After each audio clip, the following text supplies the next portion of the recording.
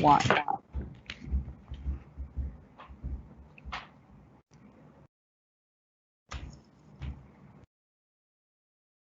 Hi, everyone. Thank you for joining us. My name is Talia Shamali, and I am a CCLA staff member. Welcome to day one of the 24th Annual Borroway Conference. This is the first year we're doing this conference online. So thank you for your patience and understanding while we navigate this road of coordinating socially distanced event. Before I introduce our guest presenter, I'm going through a few things you should know about this session. We're using Microsoft Live Events to deliver this conference to you. This platform provides you with the option to ask and write comments anonymously. Please use this option throughout the session, but know that the presenter might not go through your comments until the end when we have the Q&A session. If you don't get an answer to your questions because we ran out of time, note that you can always send your question to your teachers or write to us directly at CCLA, and we will do our best to answer them. Now it's my pleasure to start this session, The Violence Inherent in the System, How Racial Inequalities and Colonial Violence Shape Our Criminal Justice System, presented by Quinn Saretsky. Quinn is a Metis woman born and raised in Southern Manitoba. She holds a BA from the University of Winnipeg in politics and an MA in Indigenous Governance from the University of Victoria. Her community work focuses on building anti-colonial community-based praxis that incorporates Indigenous feminism and land-based healing methodologies into violence prevention and de-carceration strategies in Manitoba. Quinn is the executive director of the Elizabeth Fry Society of Manitoba. Welcome, Quinn. And Thank you. Okay. Hi, everyone. I'm really looking forward to hearing your questions and feedback today. This is a topic that we talk about a lot in our work at the Elizabeth Fry Society, where we work with women, trans and two-spirit folks that are incarcerated. And so this is a topic that we deal with on a daily basis. And I'm really looking forward to being able to have a discussion following the presentation with all of you. You'll notice throughout the slides that there are some questions, and I understand that it's a little bit better to leave those questions till the end. So if you see those questions come up, I'll leave a few moments for you to maybe jot them down, and then we can go over those questions when the presentation is over. So just a little bit of background about the Elizabeth Fry Society. We have a number of different programs and services that are directed towards women. And so we do cultural programming. We have a bail verification and supervision program. We also have a reintegration program, and we work with women that are in prison to make it make the transition easier when they're ready to come home and when they're able to come home.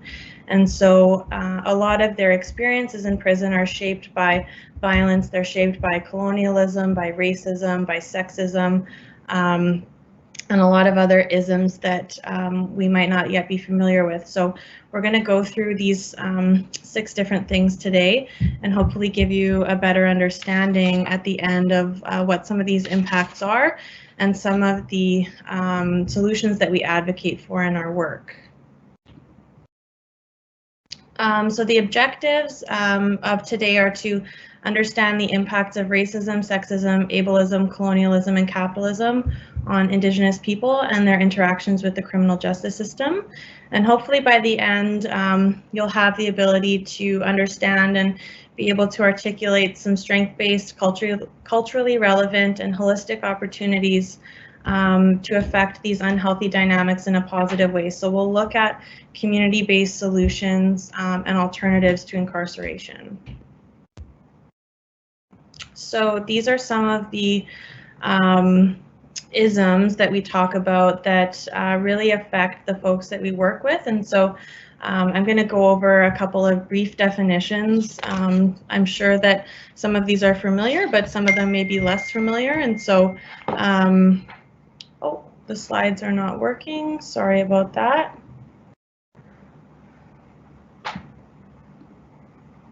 Let's try this again.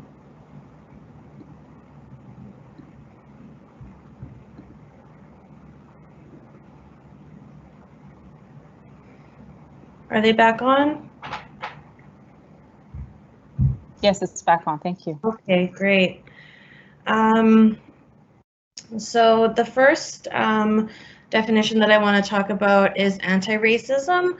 Racism is a concept that we should all be pretty familiar with, but anti-racism is an active process of identifying and eliminating racism by changing systems, organizational structures, policies, and practices, as well as attitudes, so that power is redistributed and shared equally. So we see racism in policing and stereotypes, particularly about Indigenous and BIPOC folks, so Black, Indigenous people of color, and their interactions with the criminal justice system. So there's a lot of racism that is affected when people have those interactions, and particularly we see it in policing, and we're going to get into a little bit more of that a little bit later on. So sexism deals with individuals' attitudes, beliefs, and behaviors, as well as organizational, institutional, and cultural practices that either reflect negative evaluations of individuals based on their gender or support unequal status of women and men. And so we see a lot of sexism in the historical treatment of Indigenous women in particular. And there was a lot of changes that came when settlers came over to the way that Indigenous women were treated.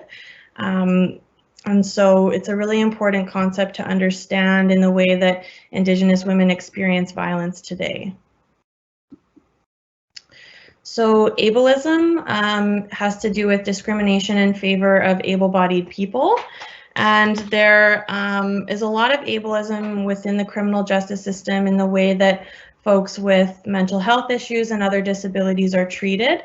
And they experience a lot of violence within the system because of the way that able-bodied people are treated in our society. And so ableism has to do with,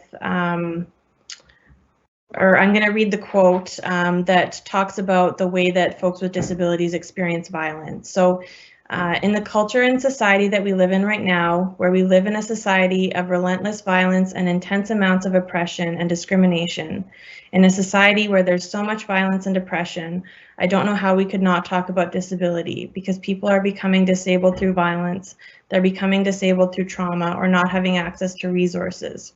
And so in our work here at EFRI, we see that the majority of the women that we're interacting with have either a cognitive disability, a psychosocial disability, or physical or mental disabilities. And there's significant violence that they experience at the hands of police, that they experience at the hands of correctional staff. And so it's really important to understand the distinctions of the way that they're treated within the system, because it has severe impacts on the outcomes that they experience as they go through the process of trials and different things like that. There's different levels of understanding, there's different levels of need, and those needs are not often met within an institutional setting. So I want to talk about colonialism, and this is a quote from an article called Being Indigenous. And so they write that contemporary colonialism is a form of postmodern imperialism in which domination is still the settler imperative, but where colonizers have designed and practiced more subtle means in contrast to the earlier forms of missionary and militaristic colonial enterprises of accomplishing their objectives. So what they're talking about is that when settlers came over and there was the initial contact, there was a lot of attempts to eradicate Indigenous peoples through starvation, through different policies and different practices that the state utilized to try and wipe us out. So really that was the goal, was to eradicate our existence on this land. And within contemporary times, those strategies have shifted. So we see things like the Indian Act exerting forms of control. We see things like band council systems, which are replications of the government system. And then I just want to point out that although they say that there's not an attempt to eradicate the physical signs of Indigenous peoples as human bodies, there is a bit of debate around this, because we do see, particularly with the issue of missing and murdered Indigenous women and Two-Spirit folks, that there really is an attempt to eradicate Indigenous women off of this land, and it's a significant challenge that our communities are facing. It's a really big colonial problem, and it's something that we really need to work to address. So some of what we're going to talk about a little bit later, we'll look at some of those solutions and hopefully give a better understanding of that. So the last definition is capitalism. So capitalism continues to play a core role in dispossessing us of our lands and self-determining authority, but it only does so in concert with axes of exploitation and domination configured along racial, gender, and state lines. Given the resilience of these equally devastating relations of power, our efforts to decolonize must directly confront more than just economic relations.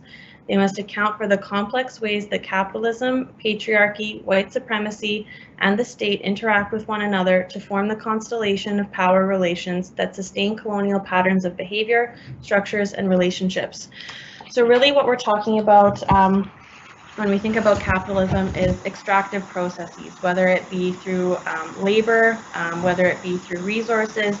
And Indigenous perspectives really see capitalism as a harmful process because it devalues the spirit in all things. So it devalues the spirit in people, and it devalues the spirit of Mother Earth. And it's a really destructive process that's really focused on the ability of people to make money and gain property. So it's really antithetical to Indigenous values, and it's really important to understand the effects of capitalism on Indigenous people when we look at dispossession and we look at how we're removed from our territories and our ability to exercise our rights as Indigenous people. Capitalism also contributes in a really big way to the production and maintenance of prisons. So we see, particularly in the United States, a huge utilization of prison labor in the economy. And then there's also the use of prisoners to employ people to be managed and rehabilitated. And so it's really important to understand that the way that we utilize the economy to harm people, that there are solutions to that, and we'll get into a little bit more of that later on. So I want to talk a little bit about some of the history of incarceration in Canada, particularly in the Prairie region, and then get into a little bit of a conversation on some of what we call legal fictions. So in this photo are Chief Poundmaker and Chief Big Bear. And in the 1885 rebellion, they were shortly after that, they were convicted of treason, and they were imprisoned in Manitoba's Stony Mountain Penitentiary. And this is a painting that Kent Monkman painted called The Subjugation of Truth. And you can see here that Chief Poundmaker and Chief Big Bear are here, and there's shackles around their ankles. And so I just want to point out that there were so many Indigenous people sentenced following the 1885 resistance that a new wing had to be built onto the Stony Mountain Penitentiary. And it was kept full with Indigenous peoples in the years that followed. And so this continues today. And this is important because it was assumed by the colonial government that they had the authority and the right to incarcerate Indigenous people who within our communities were considered to be warriors. And this is really important because it continues today in the overrepresentation of Indigenous people in the criminal justice system, and the continued perception that Indigenous people and their behaviors are criminal or bad. And so when we look at other legal fictions, and we define legal fictions as something that's manufactured by the state through the dehumanization of Indigenous peoples, which ultimately contributes to our erasure.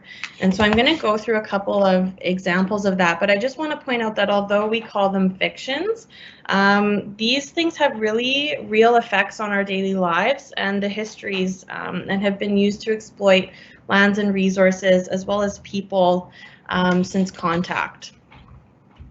So the first legal fiction, the couple that I want to talk about are The Doctrine of Discovery and Terra Nullius. And so the Doctrine of Discovery was a legal fiction that you've probably all maybe learned about in school already. And basically the two of them said that there was no civilized people on Turtle Island or in North America, and so therefore it was up for grabs. And so this is a problem because we know that Indigenous people lived on Turtle Island since time immemorial. That's what our creation stories tell us. And it's really important to understand that this was a fiction that was created by settlers in order to justify the exploitation of lands and resources. We didn't view land as something to be owned. We understood that we had responsibilities to take care of the land and that the land would give us what we needed for our survival. And so by taking the land and settlers coming over and perceiving this as a system of ownership was really problematic and really changed ecosystem. It really changed our abilities to interact with plants and animals who we saw as very valuable and who we had very specific relationships with. And so it's important to recognize that as we kind of talk about the way that this impacts people that are incarcerated, because it really impedes our ability to gather with people in our community that are incarcerated, for them to have the ability to exercise their responsibilities to the land, to their community, to their families. And all of this is a result of intergenerational trauma. It's a result of historical policies that have been really discriminative towards Indigenous people and our communities. And so it really removes Indigenous people from the land, particularly in the prairies, where the incarceration rates of Indigenous people are so incredibly high. And we'll get to some of those numbers in a minute, where we see that, you know, you can see in this photo here that this individual is holding up an eagle feather. And so there's this constant contestation within prison systems where individuals are trying to exercise their responsibilities, they're trying to maintain their identities, but you can see from this photo that it becomes very difficult. And so, you know, we need to be mindful of that as we move forward and as we talk about these issues. So if you can think of any other examples of how these types of policies impact folks that are incarcerated, or if you think of anything through the presentation, then we can talk about that more at the end. So I want to talk about colonialism. This is another painting by Kent Monkman, and I've used a lot of his work throughout the presentation because he does a really great job of ensuring that oh no, it sounds like we're having an issue with the slides. Just give me a moment.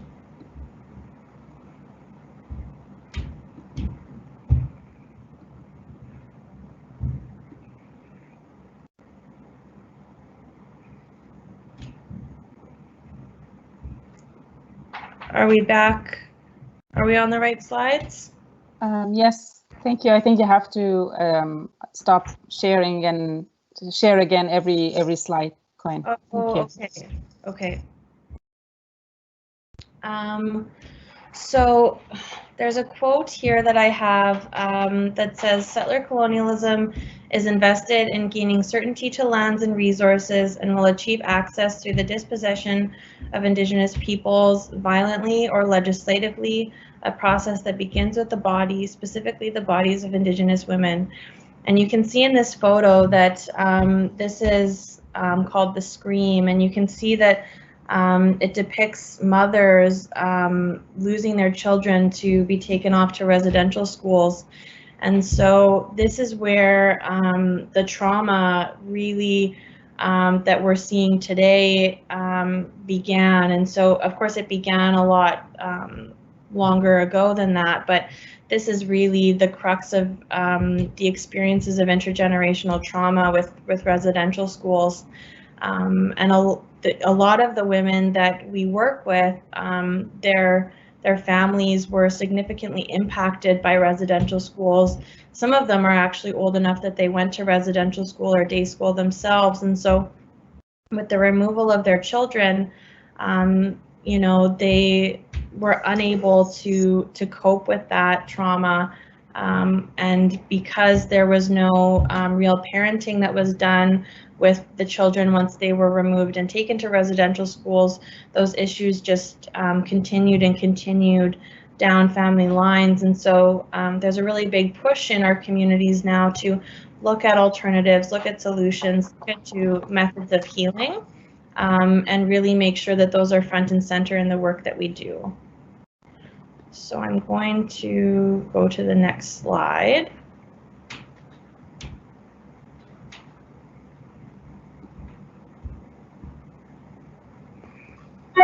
I'm going to go right to the next slide.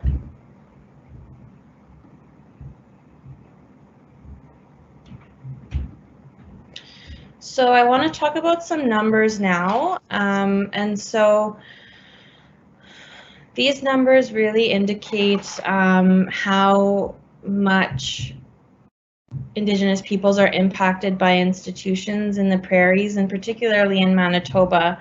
So in Manitoba, almost 90% of children in the Child and Family Services system are Indigenous. That's a significant number. It's a product of the residential school systems. Prior to residential schools, we had really fantastic methods of communal parenting. Everybody was involved in parenting children, and this was significantly impacted when residential schools were implemented. And the last residential school, you know, didn't close that long ago. I believe it was 1996 that the last one closed, or 1994. And so we really see this continuation of removal of Indigenous children from our families. In 2017 to 2018, the government of Manitoba jailed 19 for every 10,000 children, and in most other provinces, it's 5 for every 10,000 children. And so that's significant, that there's so many children being kept in institutions and not given enough opportunity for their families to have access to resources to better support those families and make sure that they have what they need to parent appropriately. And then 75% of people incarcerated in Manitoba are Indigenous, and this is a significant number. I can tell you that for women, the number is 95%.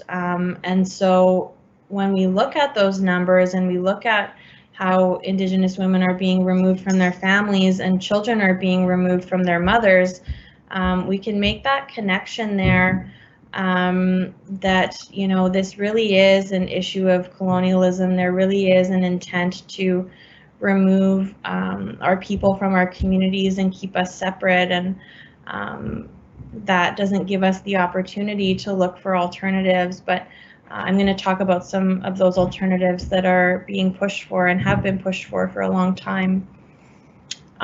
So in the federal system, Indigenous women make up 42% of the total federal female population.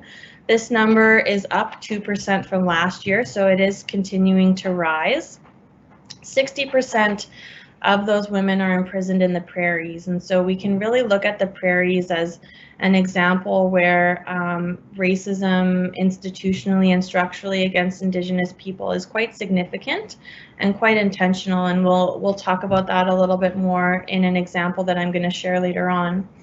I can also share that there's a maximum security unit in a federal institution in the prairies where all of the women housed there are Indigenous, and so maximum security is the highest level of security typically within an institution, and to say that it's all Indigenous women there is significant, because when we look at the things that are indicated to be risks, which would make someone be placed in a maximum security institution, being an Indigenous person and some of the experiences that go along with that, increase your risk score, and they as well as the offense that you're charged with. And so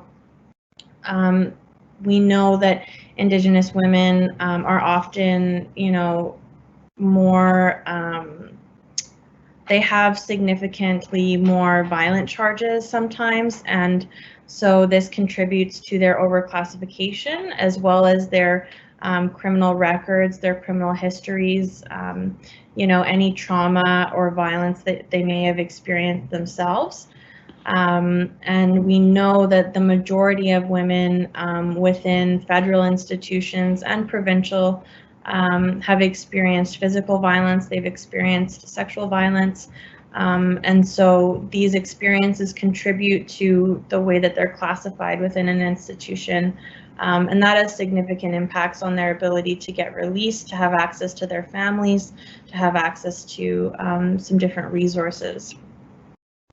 And then, so 75% of people incarcerated in Manitoba have not been convicted of their charges. So that means that they're held on remand, that they haven't been given the opportunity to exercise their right of being innocent until proven guilty. So essentially, in Manitoba, it's really a case where, and this happens elsewhere too, but carceral institutions are being used as homeless shelters. So a lot of folks don't have appropriate housing to be released to.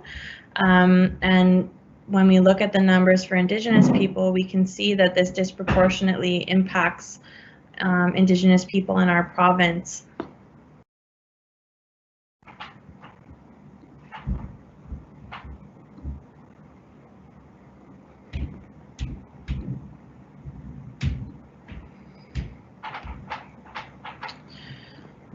So the next stat I want to talk about is from the OCI report, which is the Office of the Correctional Investigator.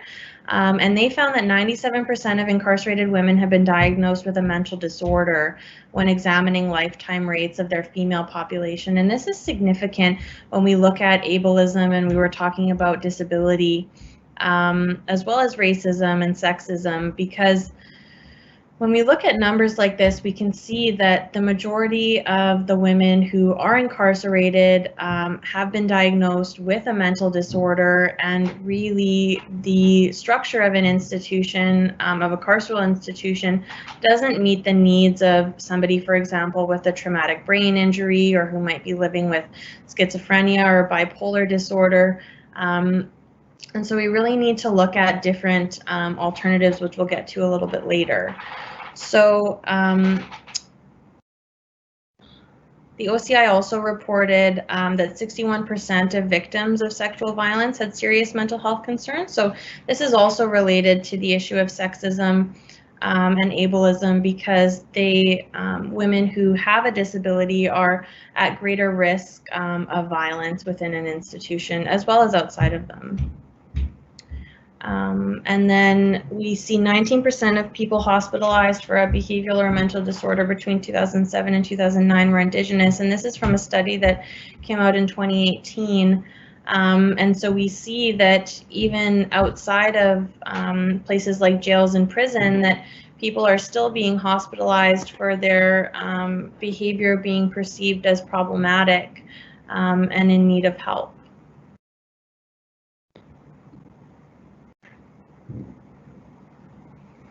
So one of the questions coming up is, what do these stats show us about how Indigenous people are treated in Canada?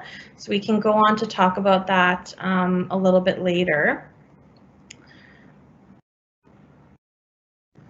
The next section that I want to get into is the way that violence is often legitimated towards people that are in an institution or who are criminalized. And so you can see here, I've chosen another Kent Monkman painting, and it's called "With Our Bodies We Protect the Land."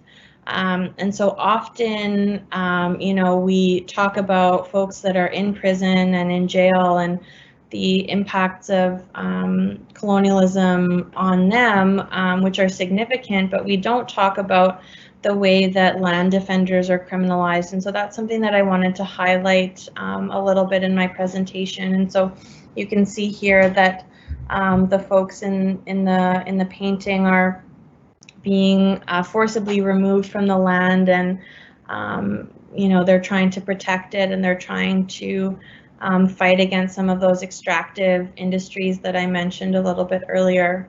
So the next slide poses a question, and the one after that poses the same one. So how do some lives become constructed as inherently violent in order to deny the violence against them? And in this photo, you can see that RCMP officers are arresting a Wet'suwet'en hereditary chief. Her name is Frida Hewson.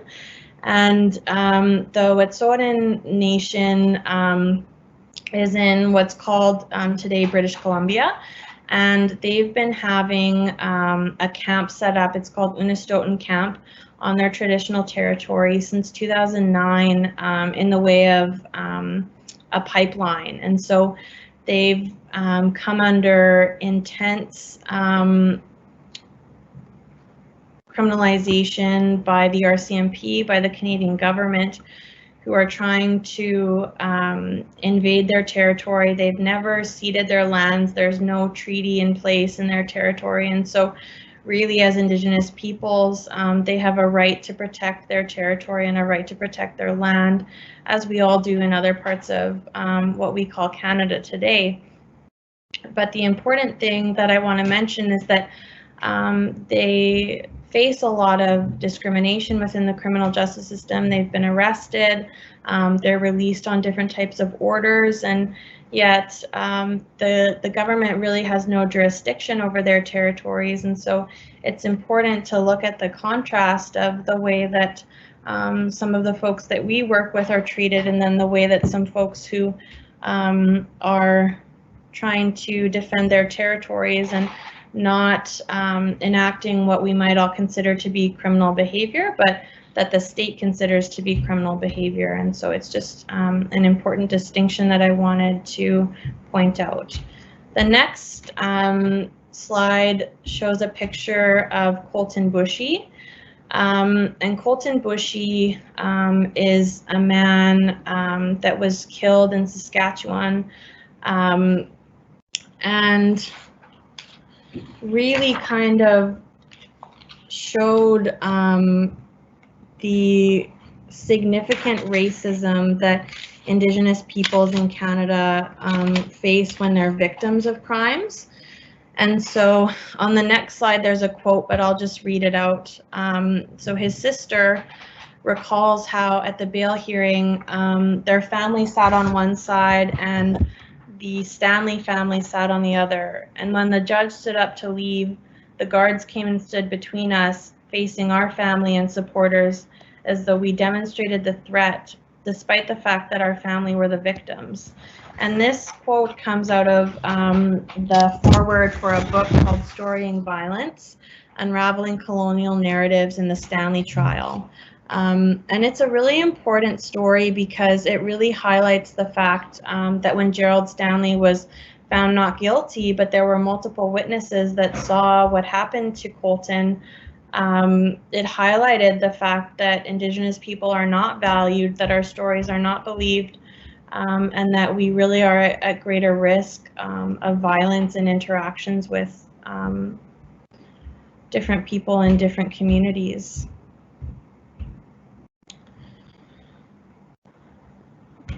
So the next thing that I just want to touch on briefly are some of the things that you might have heard about in the news, different things that are happening in different communities across the country. So in Nova Scotia, we've heard recently about the conflicts between lobster fishermen and Indigenous fishermen. In Quebec, we've heard about moose hunting. In Ontario, near Six Nations, about a housing development.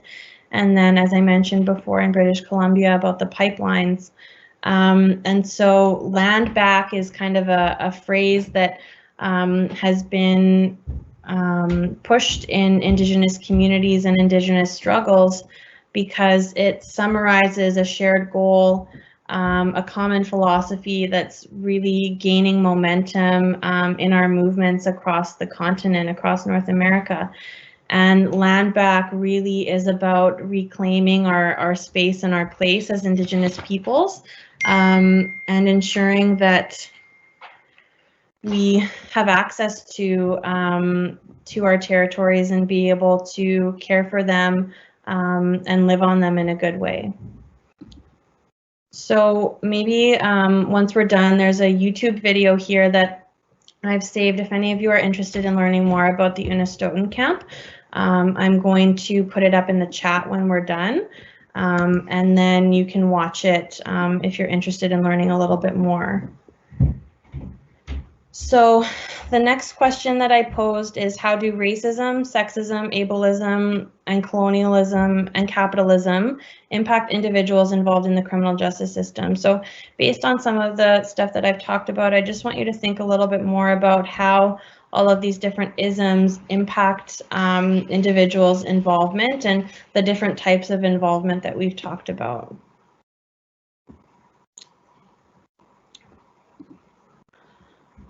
So the next slide and piece of art is about law and space.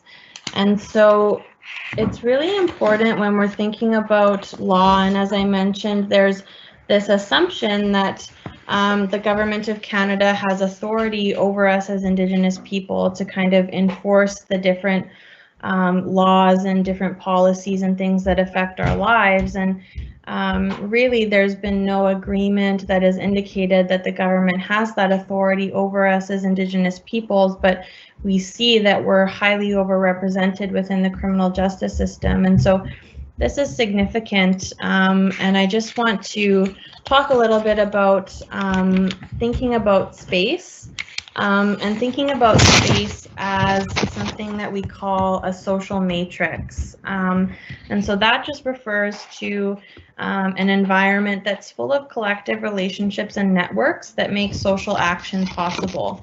And so when we're thinking about space and we're thinking about the law, we're really looking at different spaces that we interact within, whether it be our neighborhood, whether it be our community, it could be our home, our classroom, and how racism, sexism, ableism, colonialism affect all of those different spaces in a different way for different people.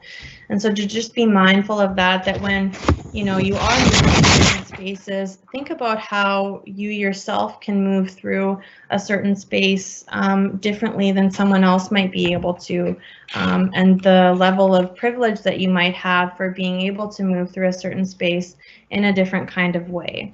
And so when Indigenous people move through the criminal justice system, it's important to understand that by virtue of their incarceration, they're removed from their homes, their communities, from their families, and from their nations. And like I said before, we're prevented from being able to enact and embody and embrace our responsibilities to the land, which really governs us as Indigenous people. I'm going to put up a quote now that kind of highlights the differences in moving through space that I talked about and how it looks different for different people.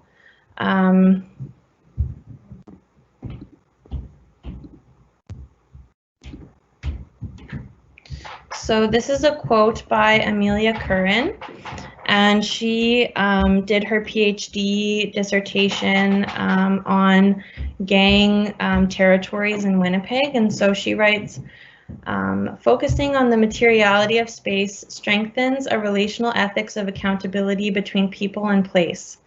When we assume space is made in practice, new accountabilities for space arises. For instance, singling out racialized residents during police patrol and gathering data from these stops and producing intelligence on gangs contributes to daily respatializations that make gang boundaries obstacles for some young people. The recognition that police not only control but contribute to the making of these spaces allows us to question whether police practices affect gang spaces the way they intend to, and helps us imagine how police practices can change in order to better protect and serve the communities.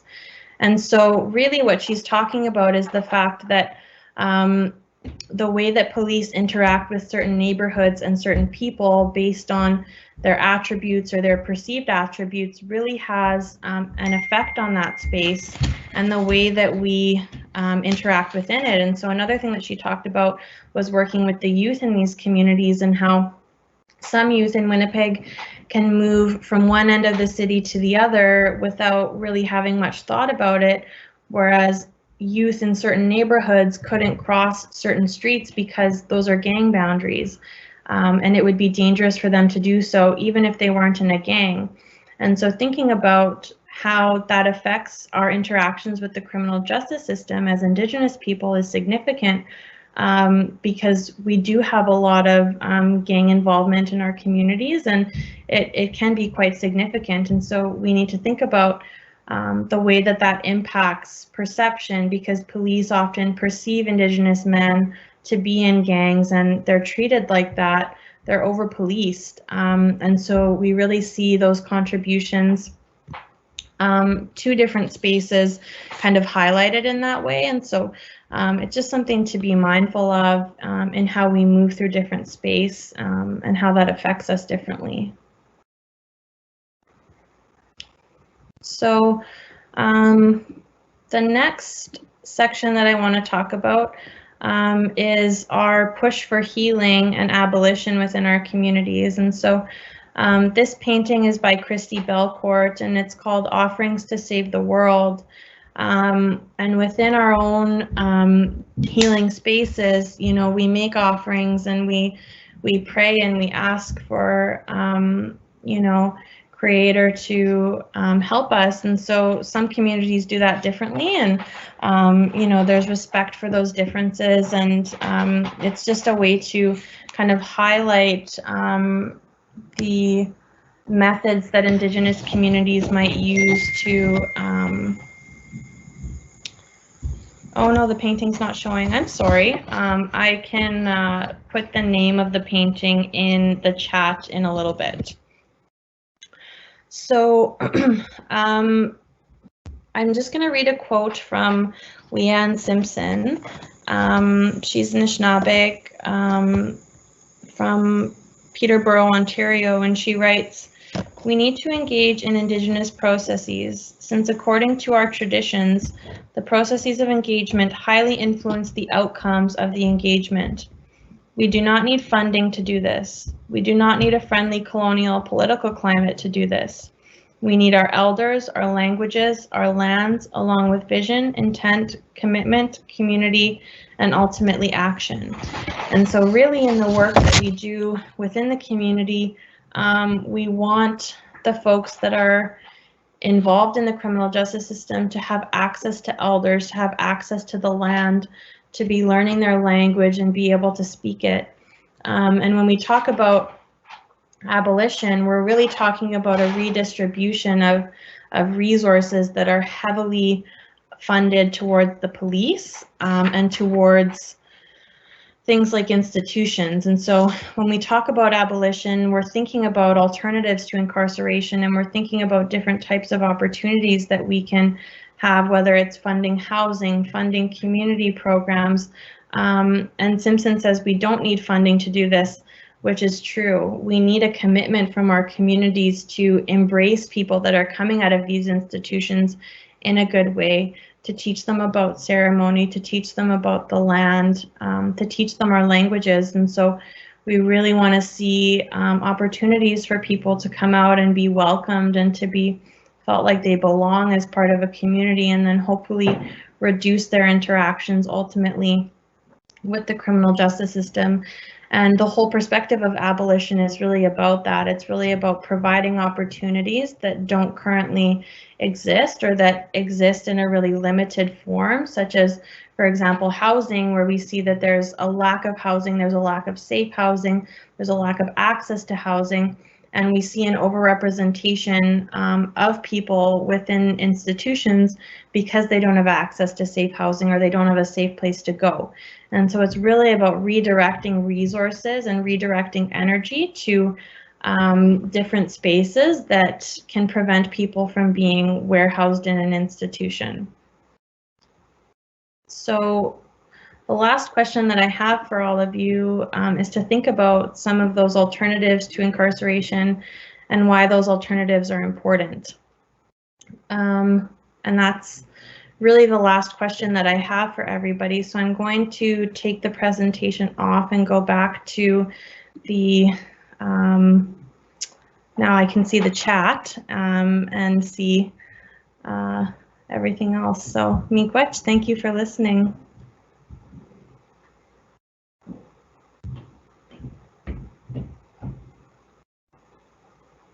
Thank you, Quinn. I really learned a lot from you. Thank you for sharing your experience and your expertise with us.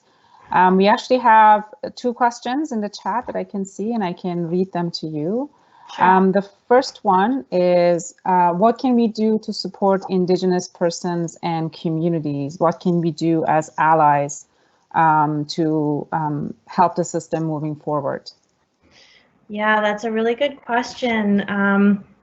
You know, one of the ways that I started to get involved was started volunteering in different organizations.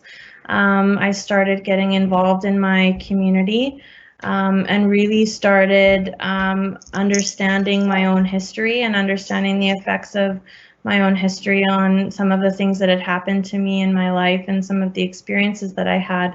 And so look for different organizations that you might be interested in getting involved with. Look for volunteer opportunities. Do your own research on some of the issues that were discussed and start to learn more. And then you can act on some of that learning by sharing it with others as well.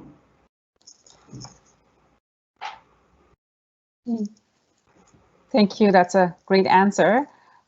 For sure, I think especially with volunteer opportunities, you also benefit as much as the organization that you know, use your expertise and use your services, for sure. The next question that I have is, what are the alternatives to prison? What are some of the ways that you think it would work with, especially with in relation to Indigenous people? Yeah, so there are some opportunities that exist right now. They're called Section 81 and 84 releases for federal prisoners, and basically it's an opportunity for them to serve their sentences in the community. And so often that's at something like a halfway house where they're still able to go out and see their families. They're just usually under strict supervision, so there would be something like a curfew. Those are some things that exist right now, but when we're talking about alternatives to prisons, really we're hoping that we no longer need to have prisons, because there's been such an excellent redistribution of resources that the majority of individuals who are involved in the criminal justice system are responding to their experiences of poverty or responding to their experiences of colonialism. And we really feel that if we were to redistribute those resources, that it would significantly reduce the number of people that are criminally involved. Thank you, Quinn. The next question that I have is, are there any examples of Indigenous communities that have set up more healing criminal justice processes? So within the federal system, there are examples of healing lodges for both men and women. They're still considered to be prisons, but they're more of a healing environment. So they have access to elders, they have access to different traditional practices, and they have access to a little bit more of a minimum security environment is what we call it. So they have a bit more movement.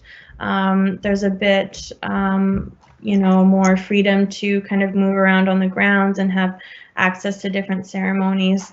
Outside of the prison system, we would be looking at something like a Section 84, where people will go to their home communities and be able to access those healing spaces that are in their home communities. We also see examples like restorative justice processes where folks that may become involved in the criminal justice system have an opportunity to go through a restorative justice process with the victim, and then they're able to do that within a healing space. So they do it within a circle. It's done with elders involved and other individuals from the community that might be interested in participating in the circle. And so those are some more current examples of some of those processes for healing. The next question that I have, Quinn, is that are there any types of changes to police that might help? That's a really good question. So we, our perspective would be that the police need to be defunded, and so we need to take resources from the police and put them back into communities so that people have more access to things like housing, food security, you know, safe space to raise their kids, more access to their children so that they don't get apprehended by CFS or Child and Family Services. And really just making sure that, you know, the police aren't using those stereotypes and kind of racial profiling to over-police our communities and have more violent interactions with the folks that we work with, because we hear about a lot of police violence and a lot of experiences of violence at the hands of police. So we just want to make sure that that's not happening anymore.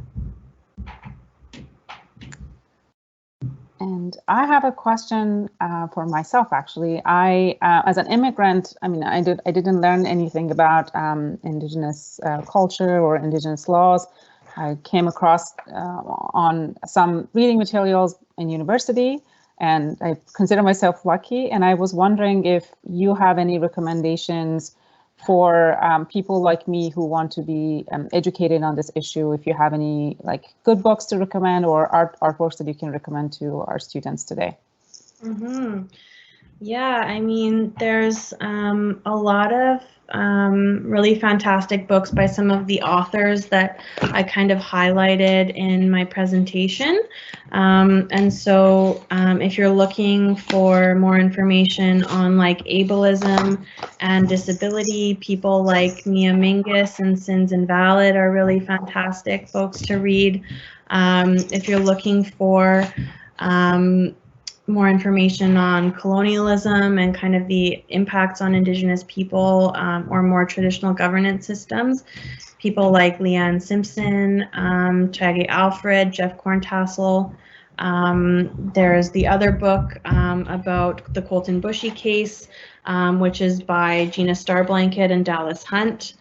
If you're looking for art, like I said, Kent Monkman and Christy Belcourt are fantastic artists who have really represented the struggles of colonialism and some responses to it in a really great way.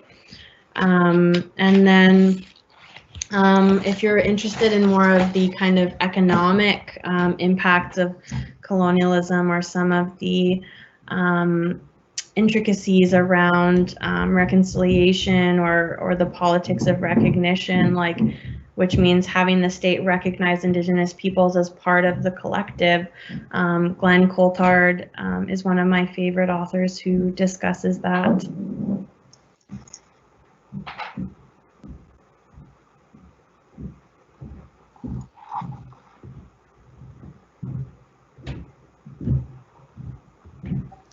Thank you, Quinn. I was going to say that we had some problem with the slides moving in, and hopefully we can share those slides, the PDF of the slides with the teachers so they can share it with the students. Last question that I'm seeing here is if police are defunded, how do you keep people safe? That's a question that we get quite often, and really the response that we have to that is that if resources are more efficiently and effectively distributed, we don't see the same types of social problems that are contributing to the lack of safety and violence within our communities. And really we need to think about the level of violence at the hands of police that we're seeing within our communities, because there's a really significant imbalance of power there. And so when we think about redistributing resources, you know, the hope is really that that redistribution of resources impacts recidivism in a really significant way, because we don't have people trying to respond to systems of poverty or systems of oppression that may cause them to participate in what we might consider to be criminal behavior.